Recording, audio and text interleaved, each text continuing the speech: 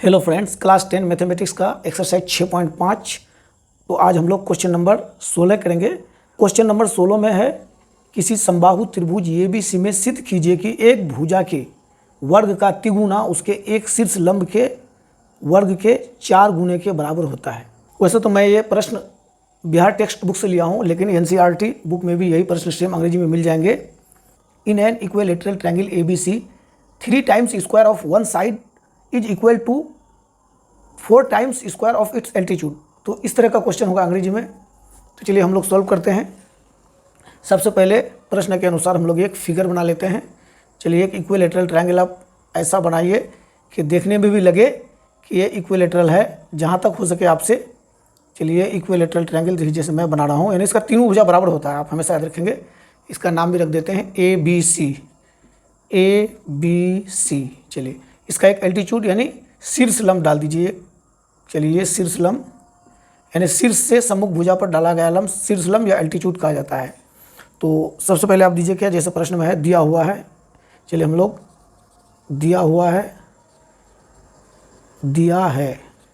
या दिया हुआ है, क्या दिया हुआ है? समबाहु त्रिभुज ABC में, इसमें देखिए AB तीनों भुजा बराबर होगा, चूँकि समबाहु है, इक्विलेटरल है।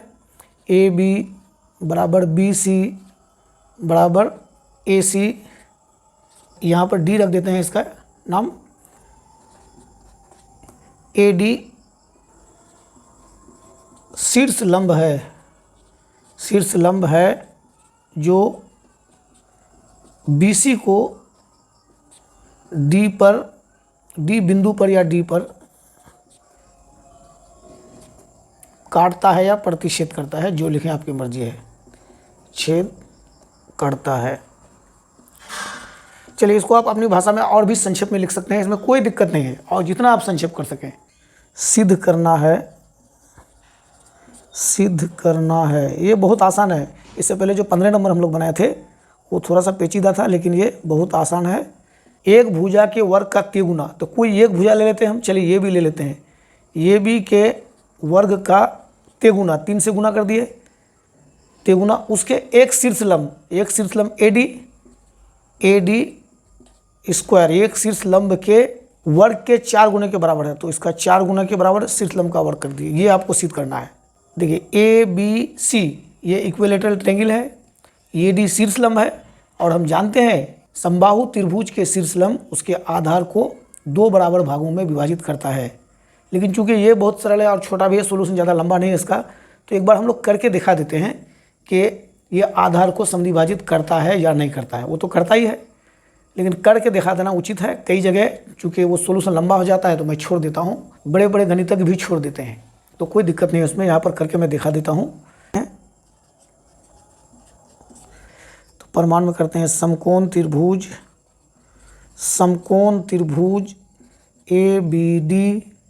ABD तथा ADC में दोनों में देखिए, आप जानते हैं सर्वांगसम होने का एक शर्त है। 2 समकोण त्रिभुज में यदि कर्ण और कोई एक भुजा बराबर हो तो दोनों त्रिभुज सर्वांगसम होते हैं। उसी शर्त का हम लोग यहाँ पर उपयोग करेंगे। तो चलिए, समकोण त्रिभुज दोनों में देखते हैं क्या क्या बराबर है। AB बराबर हो जाएगा त्रिभुज किसमें? ABD में हम पहले लेते हैं, उसके बाद लेंगे क्या? त्रिभुज ADC में। ADC में बराबर AC हो जाएगा। क्यों ये दिया हुआ है, ये समबाहु त्रिभुज की भुजा है, दोनों बराबर होता है। या लिखिए आप, दिया है। अब देखिए, भुजा AD दोनों त्रिभुज में है, तो आप कर दीजिए AD बराबर AD। यहाँ आप लिख सकते हैं क्या? उभयनिष्ठ भुजा, कॉमन साइड, ये दोनों उभयनिष्ठ भुजा है। तो 2 समकोण त्रिभुज को सर्वांगसम यानी कॉन्ग्रुएंट होने के लिए यही 2 चीज़ काफ़ी है। चूँकि एक कोण तो 90 डिग्री है ही, तो हम कह सकते हैं क्या, इसीलिए त्रिभुज ABD सर्वांगसम त्रिभुज ADC। ये कौन सा कॉन्ग्रुएंसी लागू हुआ? RHS, right angle hypotenuse side. जब दोनों त्रिभुज ABD और ADC सर्वांगसम हो गया तो हम कह सकते हैं BD बराबर DC। इसीलिए BD बराबर DC बराबर, देखिए क्योंकि ये डी मध्य बिंदु है, बराबर हो गया तो डी मध्य बिंदु है, मिडिल पॉइंट है ये। जब ये मिड पॉइंट है तो हम कह सकते हैं बराबर BC/2, इसको कह सकते हैं क्या, पूरा BC का हाफ बराबर BC/2। इसको यहीं करके छोड़ देते हैं। अब चलिए हम लोग चलते हैं क्या, अब हमें जो सिद्ध करना है उस पर चलते हैं। सिद्ध करना है क्या, हमें सिद्ध करना है 3AB² 4AD², ये बी और ये डी, ये दोनों को लाना है। तो हम चलेंगे समकोण त्रिभुज ABD में, समकोण त्रिभुज ABD में, ABD में चलिए कोण D बराबर 90 डिग्री है। जब कोण D बराबर 90 डिग्री है तो इसके सामने की भुजा AB होगा। तो AB बराबर AB² बराबर AD² plus BD², AD² plus BD²। यहाँ लिख सकते हैं आप क्या, पाइथागोरस प्रमेय से। चलिए AB² बराबर AD² प्लस BD, देखिए BD को अब हम क्या लिख देते हैं, जैसे यहाँ पर हमने निकाल के रखा है BD बराबर BC/2, तो यहाँ कर देते हैं हम BC/2, ये स्क्वायर है तो स्क्वायर डाल देते हैं। अब ये हो गया AB² बराबर AD² प्लस BC²/2 दूनी 4। अब यहाँ चलिए हमें जो सिद्ध करना है 3AB² प्लस 4AD², तो इस BC को हमें हटाना है।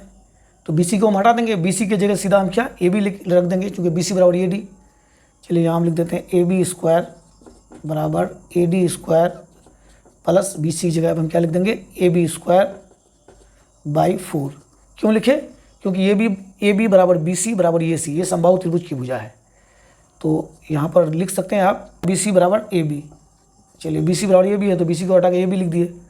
चलिए इसका अब हम लोग क्या करते हैं, AB को एक साइड में लेके आ जाते हैं, AB² माइनस AB²/4 बराबर AD²।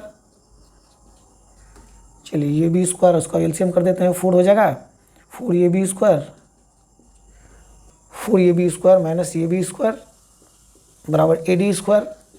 4AB² से AB² चला गया 3AB² बराबर, चलिए 4 को उस साइड से लाके गुना कर देते हैं, क्रॉस मल्टीप्लिकेशन है, तिरछा गुना कर देते हैं, तो ये हो जाएगा 4AD²। चलिए यही आपको सिद्ध करना था, जो सिद्ध हो गया।